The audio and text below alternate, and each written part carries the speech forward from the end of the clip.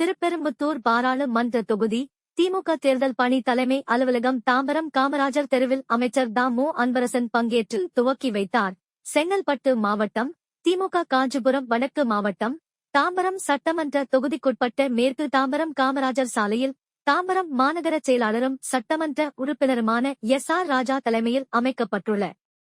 தாம்பரம் மாநகர தேர்தல் பணிக்குழு தலைமை அலுவலகம் வடக்கு மாவட்ட செயலாளரும் அமைச்சருமான மு அன்பரசன் பங்கேற்று திறந்து வைத்தார். இந்நிகழ்ச்சியில் கட்சி பொருளாளரும் திருப்பெரும்புதூர் தொகுதி இந்தியா கூட்டணி கட்சி வேட்பாளருமான ஆர் பாலு, முன்னாள் சட்டமன்ற உறுப்பினர் வைத்திலிங்கம், மாவட்ட கழக துணை செயலாளர் கருணாநிதி,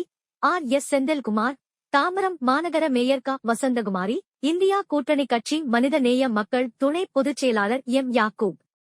மற்றும் கே ஜாகிர் உசேன், மாமன்ற உறுப்பினர்கள் காமராஜ்,